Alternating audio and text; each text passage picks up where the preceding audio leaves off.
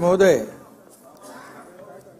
विरोधी पक्ष नेत्यांनी मला या बाबतीमध्ये काही मुद्दे आणि पत्र दिलेलं आहे आणि त्याच्या अनुषंगाने काही मुद्द्यांचं या ठिकाणी मला स्पष्टीकरण देणं आवश्यक आहे। त्यामुळे अध्यक्ष महोदय, आज मराठा समाजाला सामाजिक व शैक्षणिक दृष्ट्या मागासवर्गाकरिता आरक्षण देण्यासंदर्भातलं विधेयक आपण मांडलेलं आहे। त्याच्या चर्चेमध्ये अध्यक्ष महोदय, कालच छत्रपती शिवाजी महाराजांची जयंती संपूर्ण महाराष्ट्रात देशभरामध्ये आपण साजरी केली आणि त्यावेळेस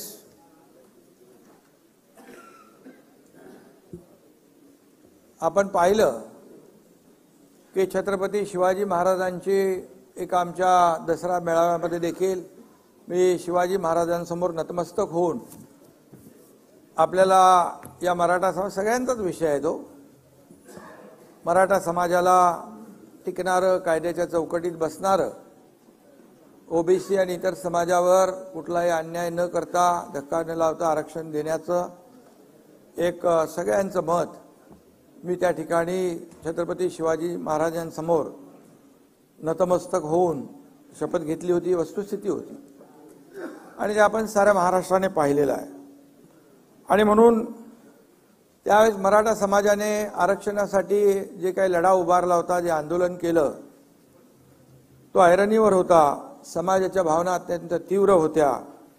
मला आणि आपल्या सर्वांनाच त्यांच्या वेदना आणि व्यथांची कल्पना आहे, पुरेपूर जाणीव आहे आणि राज्यभरामध्ये क्रांती मोर्चे सुरू असताना आरक्षणासाठी झगडणाऱ्या मराठा समाजाची जी काही भावना होती ती आपण जाणून आहोत। मी महाराष्ट्राचा अध्यक्ष महोदय, मुख्यमंत्री आहे। या महाराष्ट्राच्या जनतेच्या आशीर्वादाने, आपल्या सगळ्यांच्या सदिच्छा शुभेच्छांमुळे मी काम करतोय। मला कुठल्याही एका जातीचा किंवा धर्माचा असा विचार करता येणार नाही, जीच आपण शपथ घेतलेली असते। आणि मराठा समाजाचं आंदोलन जे सुरू होतं, मी त्यावेळेस एका कुठेतरी म्हणालो, या समाजाच्या सारखं इतर कुठल्याही समाजाचं जर आंदोलन आणि ते लढा सुरू असता तरी मी तीच भावना व्यक्त केली असती। आणि म्हणून आपले जे काही इतर समाज बांधव आहेत त्यांच्यावरही कुठे कधी अशा प्रकारचा प्रसंग आला असता तर मुख्यमंत्री म्हणून माझी भूमिका जे मराठा समाजासाठी होती ती त्या समाजासाठी देखील आहे आणि तसं भाष्य मी त्याही वेळेस केलं असतं, छत्रपती शिवाजी महाराजांच्या समोर जे भाष्य केलं। आणि म्हणून अध्यक्ष महोदय, आपले आदरणीय लोकप्रिय प्रधानमंत्री मोदी साहेबांचं एक वाक्य आहे, सगळ्यांना सोबत घेऊन काम करायचं, सबका साथ सबका विकास हा मंत्र त्यांनी देशाला दिला आहे आणि राज्य देखील, या राज्यामध्ये देखील कुठल्याही प्रकारचा दुजाभाव न करता आज सरकार काम करतंय। एखादा समाजाला जर मागासलेपण आला असेल तर त्यांना समाजाच्या मूळ प्रवाहामध्ये आणणं, मेनस्ट्रीम मध्ये आणणं हे आपलं कर्तव्य आहे सरकार म्हणून आणि त्यासाठी आवश्यक ते सर्व प्रयत्न करण्यासाठी आपलं सरकार कटिबद्ध आहे। एकाचीच बाजू घ्यायची, दुसऱ्याचा विचार करायचा नाही असं सरकार म्हणून आणि मुख्यमंत्री म्हणून मला देखील करता येणार नाही, याची पुरेपूर जाणीव मला आहे आणि माझ्याकडून तसं काही चुकून कधी होणारही नाही। आणि म्हणून आज या अधिवेशनाच्या निमित्ताने मी समस्त राज्याला परत एकदा सांगू इच्छितो की ओबीसी बांधव असो किंवा इतर कोणताही समाज असो, आम्ही कोणाच्याही आरक्षणाला धक्का न लावता मराठा समाजाला शैक्षणिक आणि नोकरीतलं आरक्षण देण्याचा निर्णय घेतलेला आहे।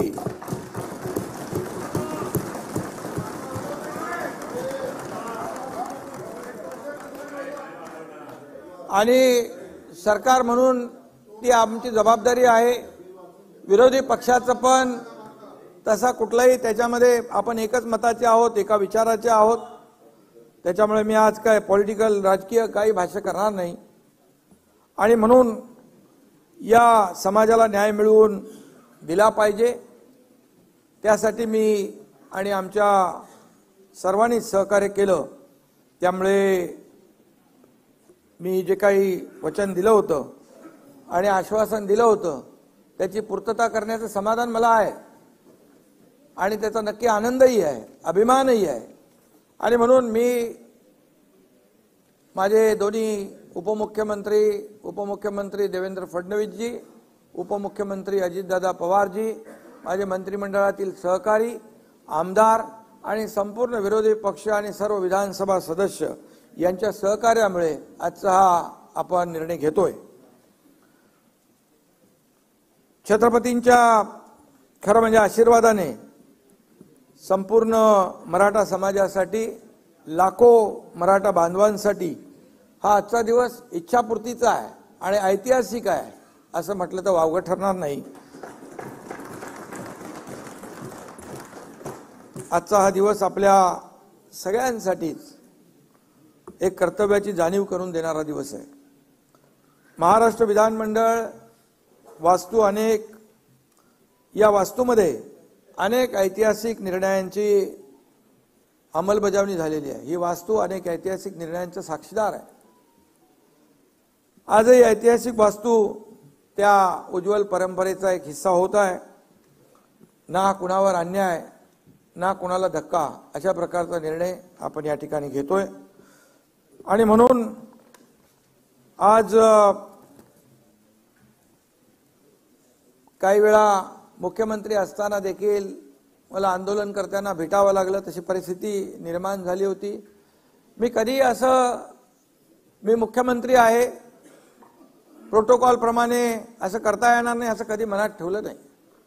कारण हिंदू हृदय सम्राट बाळासाहेब ठाकरे म्हणायचे, जनतेपेक्षा जनता तुमच्यापेक्षा मोठी आहे, या जनतेने तुम्हाला इथं बसवलंय, असे प्रसंग येतील तर मंत्रालयातून उतरून जनतेला भेटा। आणि त्याप्रमाणे मी अनेक वेळा काम केलंय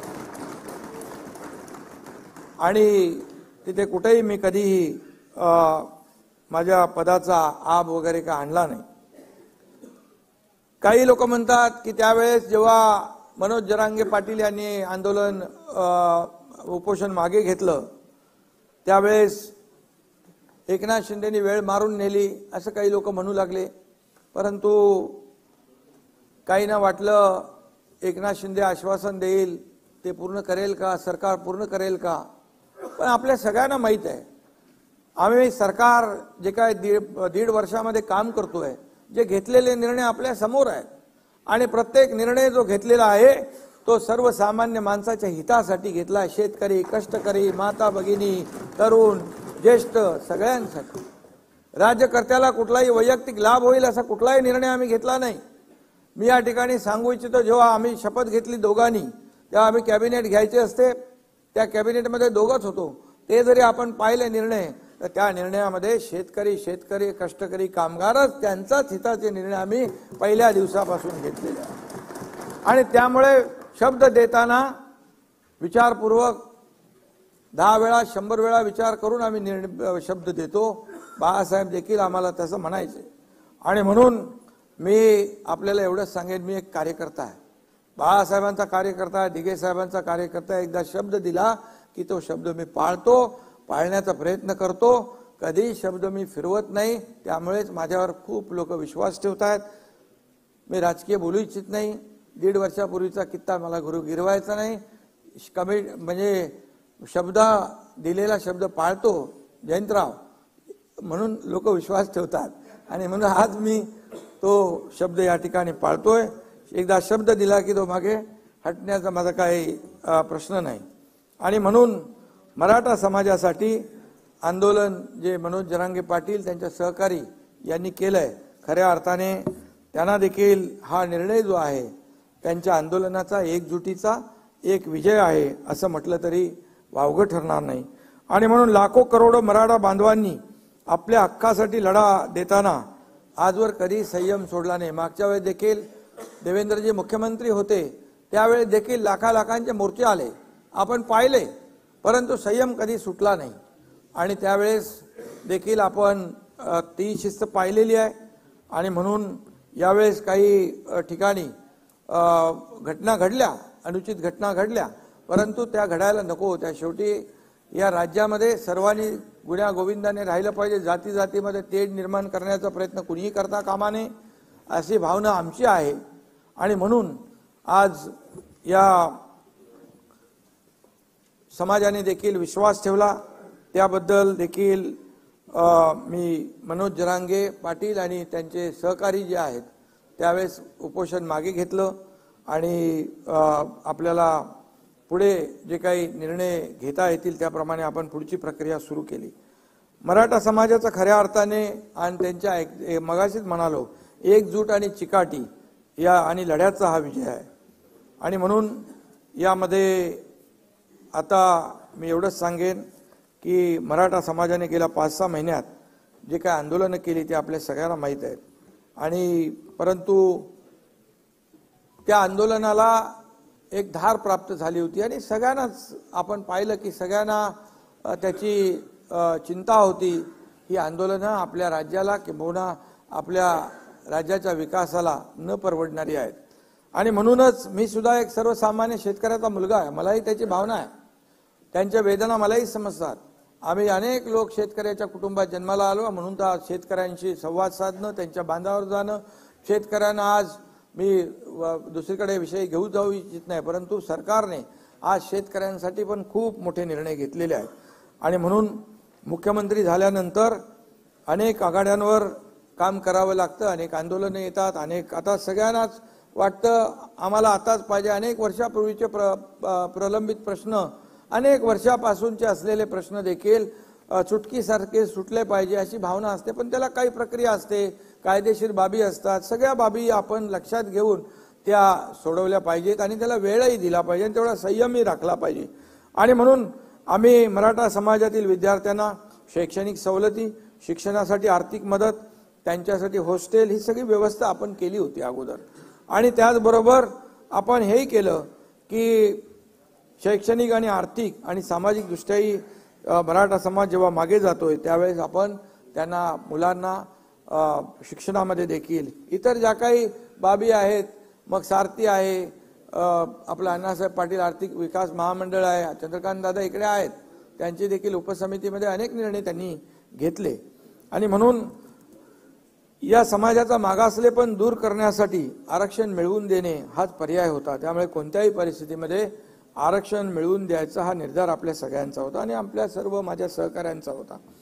नागपूर येथे हिवाळी अधिवेशनात आपण दोन्ही सभागृहांच्या सर्व सदस्यांनी मराठा समाजाला आरक्षणाची कशी गरज आहे हे 3 दिवसाच्या चर्चेमध्ये आपण मांडलं। या सभागृहामध्ये चर्चा झाली, मोठी चर्चा झाली आणि विशेष म्हणजे सर्व सभागृहाची मराठा आरक्षणास मजबूत संमती मिळाल्याने फेब्रुवारी 2024 मध्ये विधिमंडळाचं विशेष अधिवेशन बोलवून या विषयावर कायमस्वरूपी तोडगा काढण्यात येईल अशा प्रकारचं आपण जाहीर भूमिका घेतली। त्यावेळी माझ्यावर काही आरोपही झाले। फेब्रुवारी महिन्यामध्ये लोकसभेची निवडणूक आहे, मग आचारसंहिता लागेल, मग काय होणार, मग कसं होणार, परंतु शेवटी हा सगळा विचार करूनच आपण तो निर्णय घेतला होता आणि म्हणून आज ते अधिवेशन होतंय आणि म्हणून आजचा दिवस खऱ्या अर्थाने महत्त्वाचा आहे आणि आज तो दिवस आज आपल्या या मराठा समाजाला आरक्षण देण्यासाठी आपण मुकर्रर केला, त्याप्रमाणे आपण आज तो निर्णय घेतोय। माझ्यासह अध्यक्ष महोदय, देवेंद्रजी, अजितदादा आणि संपूर्ण मंत्रिमंडळ, मी मगाशी देखील म्हटलं 150 दिवस हे काय 1-2 दिवसामध्ये काम झालेलं नाही, त्याहीपेक्षा जास्तीचे दिवस लागले। 150 दिवस अहोरात्र हे सगळं काम सुरू होतं।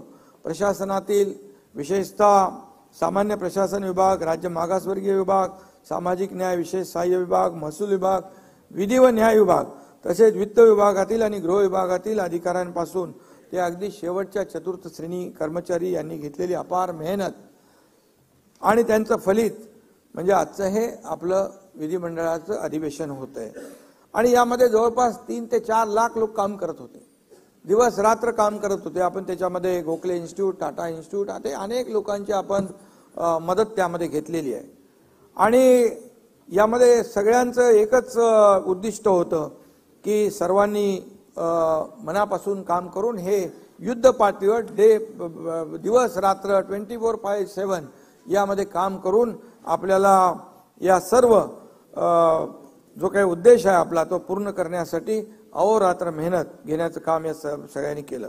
महाराष्ट्र सरकार पूर्णपणे मराठा समाजाला आरक्षण देण्याच्या बाजूने आपण सगळेजण आहोत, त्याच्यामध्ये मला पुन्हा त्याचा उहापोह करण्याची आवश्यकता नाही। देवेंद्रजी आणि अजित पवार देखील हेच सांगत होते की आपल्याला या मराठा समाजाच्या, कारण एकदा तर देवेंद्रजी मुख्यमंत्री असताना आपण आरक्षण दिलं होतं, त्याच्यामध्ये मी जाणार नाही, आपण ते हायकोर्टमध्ये टिकवलं देखील, पण दुर्दैवाने सुप्रीम कोर्टामध्ये ते रद्द झालं। पण आपलं ठरलेलं आहे मगाशी, त्यामुळे त्याच्यावर मी जास्त भाष्य करू इच्छित नाही। आणि त्या अडचणी ज्या आहेत त्या दूर झाल्या पाहिजेत। त्यामध्ये या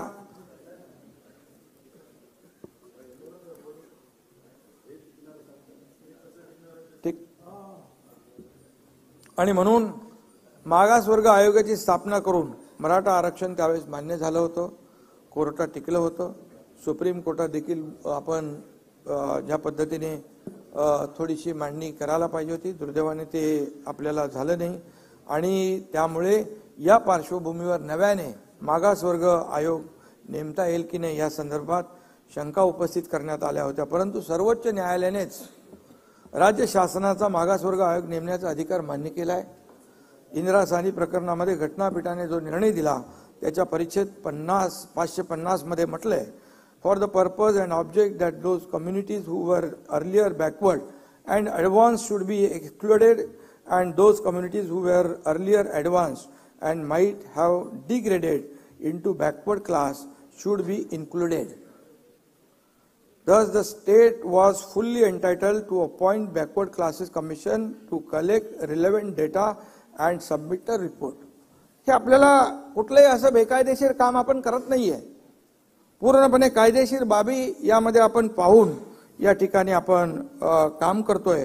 त्यामुळे यासाठी आपण न्यायमूर्ती सुक्रे साहेबांच्या अध्यक्षतेखाली स्थापन केला मागासवर्ग आयोग। हा पूर्णतः वैध असून या आयोगाने अत्यंत काळजीपूर्वक आणि मेहनतीने निरगुडे राजीनामा दिला त्यांनी, आणि म्हणून आपण सुक्रे साहेबांचं अध्यक्षतेखाली काळजीपूर्वक आणि मेहनतीने तयार केलेला अहवाल शासनाने स्वीकारला ना, नाही तुम्ही माझ्याशी बोला ना, शासनाने स्वीकारलाय। हे आरक्षण सुप्रीम कोर्टात टिकेल की नाही याबद्दल आतापासून शंका बाळगण्याचं कारण नाही ना, आपण पॉझिटिव्ह बोलूया, पॉझिटिव्ह चर्चा करूया, सगळ्यांची जबाबदारी आहे। हे सगळं आपण मराठा समाजाला जो आरक्षण देतोय ते टिकावं यासाठी सुप्रीम यामध्ये घटनेच्या 342A आणि 16(4) आणि 15(4) प्रमाणे नोकरी आणि शिक्षणामध्ये आरक्षण देण्याची घटनेत तरतूद आहे। त्यानुसार आयोगाने शिफारस केलेली आहे। या ठिकाणी मी हे नम्रपणे नमूद करू इच्छितो की नाना आपलं राज्य नाही, 22 राज्यामध्ये आज आरक्षण 50% पेक्षा जास्ती आहे। तामिळनाडू 69%, हरियाणा 67%, राजस्थान 64%, बिहार 60%, गुजरात 59%, पश्चिम बंगाल 55%, आणखी 22 लोक आहेत। बिहारने 59% दिले, 69%। त्यामुळे आज आपल्याला मी एवढंच सांगतो, आपण जी 50% आरक्षणाची मर्यादा ओलांडली ते मगाशी तुम्हाला मी वाचून दाखवलं। कोर्टाने आपल्याला, सुप्रीम कोर्टाने पण ते आपल्याला अधिकार दिले आणि तो आपला अधिकार आहे, आणि म्हणून यामध्ये आपण हा जो कायदा करतोय तो पूर्णपणे टिकेल आणि कायदेशीर निकषावर टिकून राहील या बाबतीमध्ये आपण शंका बाळगण्याचं कारण नाही। आपण खात्रीपूर्वक या ठिकाणी तो टिकूया। त्याचबरोबर आपण या सर्व ज्यांच्या या आंदोलनामध्ये काही लोकांचा मृत्यू देखील झालेला आहे आणि त्यांच्या कुटुंबियांना देखील आपण आर्थिक मदत देखील सरकारने केली ऑलरेडी, पण ती सरकारने शेवटी माणसाला तर परत आणता येत नाही, आणि घरातलं करता धरता माणूस गमावल्याचं दुःख ते कधी भरून काढू शकत नाहीत। किती आपण मदत केली तरी सुद्धा त्या कुटुंबियाच्या बद्दल मी राज्य सरकारच्या वतीने मुख्यमंत्री म्हणून संवेदना व्यक्त करतो। यावेळी नागपूर येथे झालेल्या विधिमंडळाच्या हिवाळी अधिवेशनात मी सविस्तर पूर्णपणे बोललो आहे, आणि आपण 4 दिवस या परिस्थिती अतिशय गांभीर्यपूर्वक आणि पोटतिडकीने मतं आपल्या सगळ्या सभागृहाच्या सदस्यांनी मांडलेली आहेत. आणि म्हणून आपल्या सगळ्यांची भावना एकच आहे, त्याच्यामध्ये पुन्हा पुन्हा काही मला सांगण्याची आवश्यकता नाही.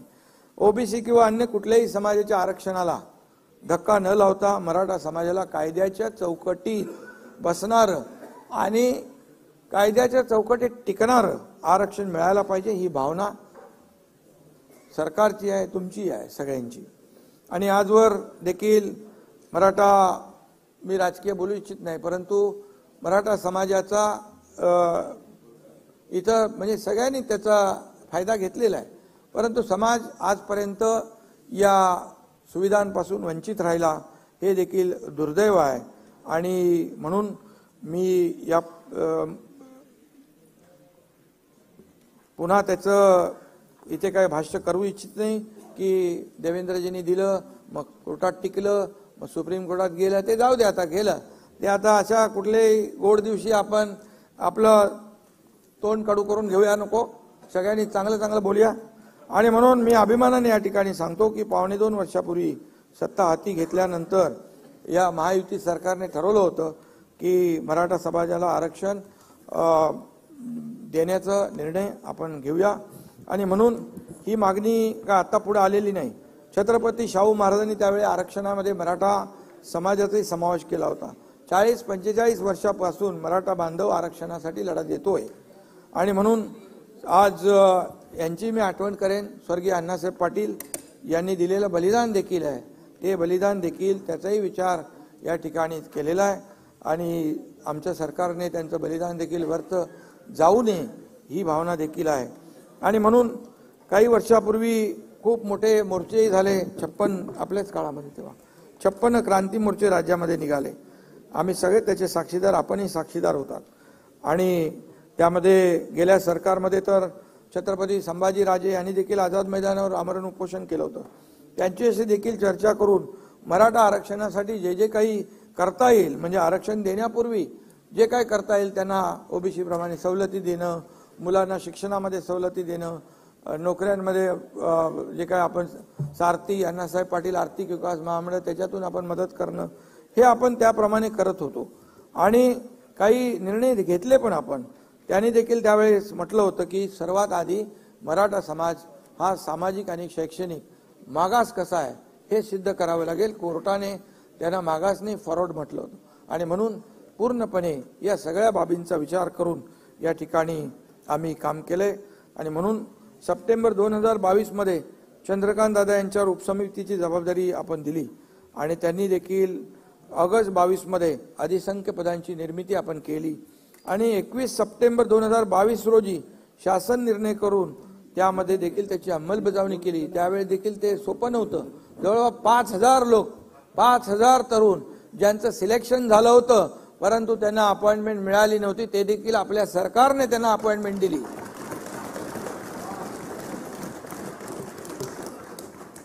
सर्वोच्च न्यायालयाने मराठा आरक्षण रद्दबातल करताना जे निष्कर्ष नोंदवले होते त्यावर आम्ही पूर्णपणे लक्ष केंद्रित केलेलं आहे. आणि त्यासाठी भोसले आयोग आम्ही नेमला. भोसले आयोगाने, जस्टिस भोसले आयोगाने त्याच्यावर पूर्ण अभ्यास केला आणि ज्या काही त्रुटी आहेत त्या पूर्णपणे, त्याच्या ज्या काही ऑब्झर्वेशन नोंदलेल्या आहेत त्या सगळ्याची पूर्ण बारीक सारीक माहिती आपण घेतली. आणि त्यामुळे राज्य मागासवर्ग आयोगाचे गठन करून मराठा समाजाचे मागासलेपण सिद्ध करण्यासाठी फेर सर्वेक्षण करून एम्पिरिकल डेटा संकलित करण्याचा निर्णय आपण घेतला.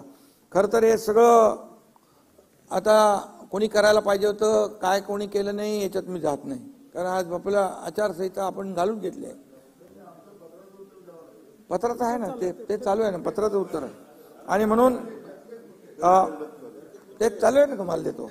आणि म्हणून यामध्ये सर्वोच्च न्यायालयात क्युरेटिव्ह पिटिशन वर देखील सुनावणी झाली. त्यात देखील राज्य सरकारच्या बाजूने भक्कमपणे बाजू मांडण्यात येईल.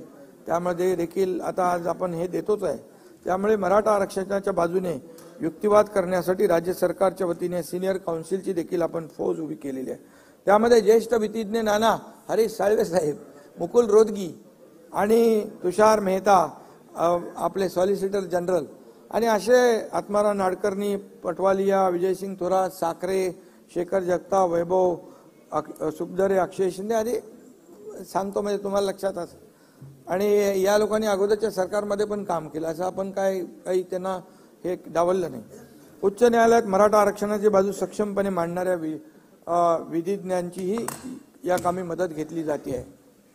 ते पण आपले मदत करतात. टास्क फोर्स देखील स्थापन केलाय. उच्च न्यायालय आणि सर्वोच्च न्यायालय आणि इतर न्यायालयीन पातळीवरही मराठा समाजाचे आरक्षण कसं टिकून राहील याबाबत शासन आणि आयोगात समन्वय राखण्यासाठी निवृत्त न्यायाधीश दिलीप भोसले यांच्या अध्यक्षतेखाली समिती नेमली आहे. या समितीमध्ये निवृत्त न्यायाधीश मारुती गायकवाड, न्यायमूर्ती संदीप शिंदे यांचे सल्लागार म्हणून नियुक्ती केली आणि त्यांच्याशी देखील सातत्याने संवाद या ठिकाणी सुरू आहे. मराठा समाजाच्या आरक्षणाच्या मागणीवर चर्चा करण्यासाठी तसेच मराठा आरक्षण व सुविधा मंत्रिमंडळ उपसमिती, मुख्य सचिव तसेच मान्य मुख्य न्यायमूर्ती श्री दिलीप भोसले यांच्या अध्यक्षतेखाली सल्लागार मंडळाच्या एकूण 50 बैठका झाल्या आणि दरम्यान मराठा समाजाचे सामाजिक व शैक्षणिक मागासलेपण तपासणी करण्यासाठी 13 नोव्हेंबर 2023 रोजी राज्य मागासवर्ग आयोगाला टर्म्स ऑफ रेफरन्स निश्चित करून देण्यात आले. राज्य मागासवर्ग आयोगास तातडीने 367 कोटी रुपये उपलब्ध करून देण्यात आले. आयोगाच्या पुण्यातील कार्यालयात देखील वाढीव जागा पाहिजे होती, ती दिली. आवश्यक ती सगळी साधन सामुग्री संसाधनं त्याला उपलब्ध करून दिली. नमुना सर्वेक्षण न करता सर्वोच्च म्हणजे सॅम्पल सर्वे न करता सर्वोच्च न्यायालयाने जे काही इम्पिरिकल डेटा गोळा करण्याचं जे काही त्याच्यामध्ये त्रुटीमध्ये आलं होतं ते मोठं शिवधनुष्य उचलायचं होतं आणि त्यामुळे सर्वेक्षण अचूक आणि निष्पक्षपणे वैज्ञानिक प्रोफेशनल पद्धतीने होणं गरजेचं होतं. त्यासाठी Gokhale institute of politics and economics Pune, IIPS यासारख्या नामांकित संस्थांची मदत देखील घेण्यात आली. विजयराव त्यांनी यासाठी स्वतंत्र संगणक प्रणाली विकसित केली, प्रश्नावली तयार करण्यात आली, सर्व महसूल यंत्रणा यासाठी तयार ठेवण्यात आली. सर्व जिल्हाधिकारी, पालिका आयुक्त यांना नोडल अधिकारी म्हणून नेमलं गेलं. त्यांच्या वारंवार बैठका घेतल्या, VC घेतल्या. जवळपास 3 ते 3.5 लाख प्रगणक नेमण्यात आले. त्यांचं मास्टर ट्रेनिंग झालं. 23 जानेवारीपासून युद्धपातळीवर सर्वेक्षणाचं काम सुरू झालं. हे सर्वेक्षण अचूक करायचं होतं आणि वेळेत पूर्ण करायचं होतं.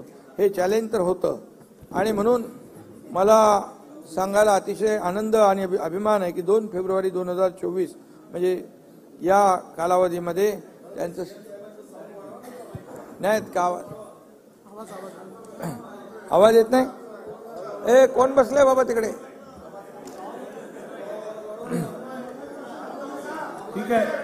ठीक आहे करूया. आवाज वाढलेला आहे.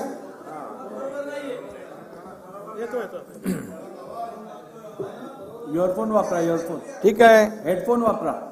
मी सगळ्या ज्या काही तांत्रिक अडचणी सुरुवातीच्या तक्रारी त्यामध्ये दूर केल्या. या सभागृहाच्या माध्यमातून राज्य मागासवर्ग आयोगाचे अध्यक्ष निवृत्त न्यायमूर्ती सुनील सुकरे साहेब, मागासवर्ग आयोगाचे सर्व सदस्य, गोखले इन्स्टिट्यूट आणि ज्यांनी हा गोवर्धन पर्वत उचलला ते सर्व प्रगणक, महसूल यंत्रणा, अगदी थेट सरपंच, तलाठी यांच्यापर्यंत सर्वांचेच मी मनापासून आभार मानतो. त्यांना मनापासून धन्यवाद देखील देतो. हे काम निश्चितच जबाबदारीचं आणि आव्हानात्मक होतं. एखाद्या समाजाला न्याय देण्याचं काम 16 फेब्रुवारी रोजी माननीय सुनील सुकरे साहेबांनी हा अहवाल वर्षा येथे आम्हाला सुपूर्द केला. आज सकाळी राज्य मंत्रिमंडळ बैठकीत तो मांडण्यात येऊन त्यावर चर्चाही झाली आणि यामध्ये आमचे सहकारी दोन्ही उपमुख्यमंत्री, इतर मंत्री सर्वजण उपस्थित होते आणि हा तिढा सोडवण्यासाठी या सगळ्यांचं सहकार्य मिळालं हे मला या ठिकाणी नम्रपणे सांगितलं पाहिजे. सुप्रीम कोर्टाने आरक्षण रद्द करताना ज्या त्रुटी निदर्शनात आणून दिल्या त्या दूर करण्याच्या प्रयत्नावर यामध्ये भर दिलेला आहे. आम्ही अत्यंत वेगाने ताकदीने काम करून कायदेशीर प्रक्रिया पूर्ण करीत आहोत. अशा पद्धतीने टप्प्याटप्प्याने मराठा समाजाचे आरक्षण कायद्याच्या चौकटीत बसण्यासाठी सरकार पूर्णपणे प्रयत्न करते आणि सुप्रीम कोर्टाच्या एका निकालात नमूद केल्यानुसार विशिष्ट जात किंवा समुदायांच्या इतर मागासवर्गीयांच्या यादीत समावेश करण्यासाठी अपवादात्मक व असाधारण परिस्थिती सिद्ध होणे आवश्यक असते आणि एक्स्ट्रा ऑर्डिनरी आणि एक्सेप्शनल सर्कमस्टन्सेस राज्य मागासवर्ग आयोगाने या सर्वेच्या माध्यमातून ते सिद्ध केलं आहे असं मला वाटतं. मराठा समाजाला टिकणारं आणि कायद्याच्या चौकटीत बसणारं आरक्षण मिळवून देण्यासाठी शासनाने मोठं पाऊल उचललं आहे. आता ते टिकून राहावं म्हणून राज्य सरकार आपली सर्व ताकद पणाला लावणार आहे, आपल्याला विरोधी पक्षाला सोबत घेऊन. आणि म्हणून माझं एकच म्हणणं आहे, आपल्या शांतताप्रिय महाराष्ट्रात कोणत्याही निमित्ताने समाजात वितुष्ट येता कामा नये. चर्चेतून योग्य तो मार्ग निघाला पाहिजे अशा प्रकारचं मी आवाहन आपल्या सगळ्यांना करतो. आणि या राज्यातील सर्व समाज बांधव यांना देखील मी करतो. प्रत्येक समाज घटकाला त्या राज्याच्या प्रगतीत त्याचा योग्य वाटा मिळाला पाहिजे अशी आपल्या सरकारची धारणा आहे. आणि यामध्ये कुणबी दाखल्यांच्या संदर्भात देखील आपण मुद्दा उपस्थित केला. त्यामध्ये जस्टिस शिंदे त्यांच्या अध्यक्षतेखाली आम्ही समिती नेमली, त्याचं काम सुरू आहे. मराठवाड्यातील मराठा कुणबी मराठा जात प्रमाणपत्र देण्याची कार्यपद्धती देखील निश्चित केलेली आहे. आणि ते आणखी काही पुरावे आहेत, त्याच्यात मी डिटेलमध्ये आता जात नाही. त्याच्यामध्ये ते दिले ना आपण. आणि यामध्ये आपल्याला हो सगळे वेबसाईटला टाकलेत नावं. आणि त्यामध्ये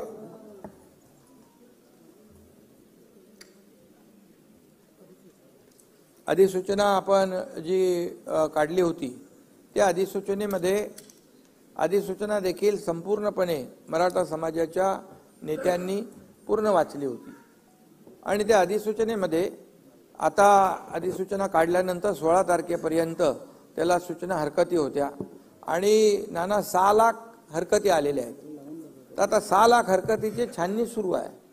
आणि छाननी सुरू असल्यामुळे त्याची योग्य ती प्रक्रिया पूर्ण करून, कंप्लीट प्रोसेस पूर्ण करून त्यावर सरकार योग्य तो निर्णय घेईल. हे आपल्याला जी शंका होती त्या बाबतीमध्ये मी या ठिकाणी सांगतो. त्या डिटेल मी आज जात नाही, कारण ते मग सगळे तेच सांगितलं ना, जी सगळे सोयऱ्यांचे जे 6 लाख हरकती आलेल्या आहेत त्या नोटिफिकेशनवर, त्या अधिसूचनेवर, जी अधिसूचना काढली आपण त्याच्यावर 6 लाख हरकती आल्यात, त्याची छाननी सुरू आहे. आणि म्हणून मी आपल्याला एवढंच सांगतो की आता कलम आणि यामध्ये देखील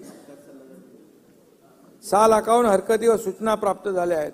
आणि त्यामुळे त्यासाठी देखील आपण कर्मचारी आणि सर्व अधिकाऱ्यांना जबाबदारी दिलेली आहे. त्या हरकती सूचनांच्या नोंदी घेऊन वर्गीकरण व छाननी केली जाईल आणि त्याप्रमाणे पुढची कार्यवाही केली जाईल. यामध्ये मी आपल्याला जास्ती काय सांगू इच्छित नाही की पहिल्यांदाच ज्या जुन्या कुणबी नोंदी होत्या त्या 1967 पूर्वीच्या जुन्या कुणबी नोंदी होत्या, त्यांना दाखले देखील, प्रमाणपत्र जे आहेत ते देखील देण्याचं काम आपल्या सरकारने सुरू केलं. आणि कुठल्याही परिस्थितीमध्ये मी पुन्हा एकदा सांगतो की ओबीसी समाजावर अन्याय न करता, त्यांच्या समाजाला आरक्षणाला धक्का न लावता या ठिकाणी हे आरक्षण देण्याचा निर्णय आपल्या सरकारने घेतलेला आहे.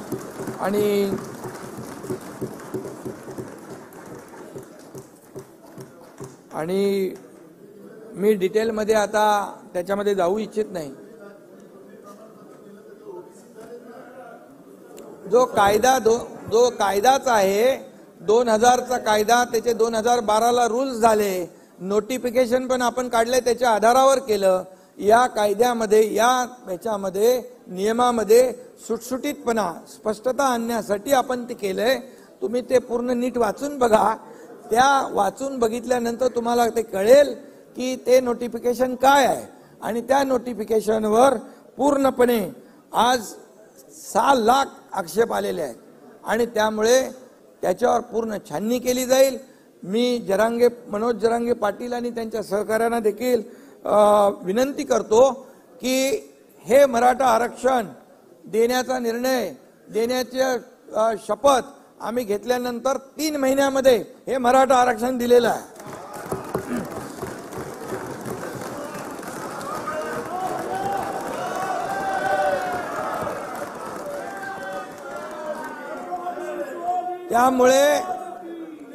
त्यामुळे मी जे आज ज्यांच्या मनामध्ये गैरसमज आहे तो बिलकुल दूर करा. हे आरक्षण टिकण्यासाठी ज्या बाबींवर सर्वेक्षण व्हायला पाहिजे त्या डिटेलमध्ये मी जात नाही. भूधारक, लँडलेस, त्याचं कच्चं घर, आत्महत्या केलेले आहेत, ऊसतोड कर्मचारी आहे, मोलमजुरी करणारी आपली भगिनी आहे, डबेवाले आहेत, किती सगळ्या माथाडी आहेत, सगळे त्याच्यामध्ये आलेले आहेत. आणि त्यामुळे हा डिटेल सर्वे आहे. हा सॅम्पल सर्वे नाही, हा एक्सटेन्सिव्ह सर्वे आहे. हा पूर्णपणे डीप मध्ये जाऊन सर्वे केलेला आहे. आणि त्यामुळे 2 कोटीच्या वरती त्याचा आकडा आहे माझ्याकडे, 2.5 कोटी लोकांपर्यंत जाऊन 4 लाख लोकांनी हे काम केलेलं आहे. त्यामुळे हे मराठा आरक्षण टिकणारच. आणि जसं मी म्हटलं की आणि आम्ही न्यायालयाला पटवून देऊ की हा मराठा समाजामध्ये काही लोक पुढारलेले आहेत, एवढे पुढारलेले आहेत आणि एवढे मागासलेले आहेत. आणि म्हणून त्यांच्यावर अन्याय होऊ नये म्हणून सरकारने हा निर्णय घेतलेला आहे. आणि जसं आणि तुम्ही पण येऊ शकता इकडे. आणि म्हणून यामध्ये विश्वास ठेवा. जे आरक्षणासाठी जे काय आणखी आंदोलन सुरू आहेत त्याने देखील विश्वास ठेवावा. सरकार कुठलाही दुजाभाव करणार नाही आणि सरकार कायद्याच्या चौकटीमध्ये बसून पूर्णपणे हे आरक्षण देतंय. आणि जे मगाशी म्हटलं की जे नोटिफिकेशन आपण काढलेलं आहे, या पुन्हा एकदा मी सांगतो नाना विजय भाऊ, नोटिफिकेशनवर 6 लाख हरकती आलेल्या आहेत. घाई गडबडीमध्ये कुठलंही नोटिफिकेशन फायनल करणं हे जनतेच्या हिताचं नाही. ती फसवणूक आम्ही कोणाची करणार नाही. त्याच्यावर पूर्ण प्रक्रिया करून, छाननी करून त्याच्यावर देखील सरकार योग्य तो निर्णय घेईल. आणि म्हणून आंदोलनकर्त्यांना देखील मला विनंती करायची आहे, जसं सरकार बोलतं तसा निर्णय घेतं हे मराठा आरक्षणाच्या वरून आजच्या निर्णयावरून त्यांनी देखील समजून घेतलं पाहिजे आणि संयम राखला पाहिजे. कारण आणि शेवटी समाज आणि सरकार असं काय वेगळं आम्ही मानत नाही. आणि म्हणून यामध्ये ज्यांच्यावर गुन्हे दाखल झाले होते, जे किरकोळ म्हणजे लोकशाहीमध्ये आपण आंदोलन करतो त्याप्रमाणे आंदोलन ज्यांनी केलं त्यांचे पण आम्ही गुन्हे मागे घेतलेत. ज्यांनी मालमत्तेचं नुकसान केलंय, ज्यांनी कोणाला इजा केलेली आहे, हे तात्काळ आपल्याला त्याचं वर्गीकरण आपण केलेलं आहे. आणि म्हणून जे आम्ही बोलतोय ते सरकारने केलेलं आहे, करून दाखवलेलं आहे. आणि त्यामुळे आंदोलनकर्त्यांनी देखील सरकारवर विश्वास ठेवण्याची आवश्यकता आहे, संयम बाळगण्याची आवश्यकता आहे. आणि म्हणून मी आपल्या सगळ्यांच्या वतीने जे आज मराठा समाजाला आरक्षण देण्याचा जसा निर्णय आपल्या सरकारने घेतला तसा निर्णय इतर जे काही मुद्दे आहेत त्या बाबतीत देखील सकारात्मक पद्धतीने घेईल, कुठल्याही समाजावर अन्याय न करता. आणि म्हणून मी आपल्या सगळ्यांना एवढंच सांगतो की या आपल्या सभागृहाला देखील विनंती करतो की एकमताने आजचं हे मराठा समाजाला आरक्षण देण्याचा आपण जो निर्णय घेतलेला आहे त्याला एकमताने आपण मान्यता देऊया आणि एकमताने हे विधेयक मंजूर करावं अशा प्रकारची विनंती मी आपल्याला करतो. घेतलेला निर्णय अतिशय धाडसी निर्णय आहे, ऐतिहासिक निर्णय आहे आणि हा टिकणारा निर्णय आहे. ही जबाबदारी आम्ही सरकारची आहे. धन्यवाद. आता विधेयक खंडशः विचारात घेण्यात येईल. खंड 2 ते 20, खंड 1 संपूर्ण शीर्षक आणि हेतुवाक्य हे विधेयकाचे भाग समजण्यात यावेत. अनुकूल असतील त्यांनी होय म्हणावे, प्रतिकूल असतील त्यांनी नाही म्हणावे. होयचे बहुमत आहे, होयचे बहुमत आहे. खंड 2 ते 20, खंड 1 संपूर्ण शीर्षक आणि हेतुवाक्य विधेयकाचे भाग झाले. प्रभारी मंत्री.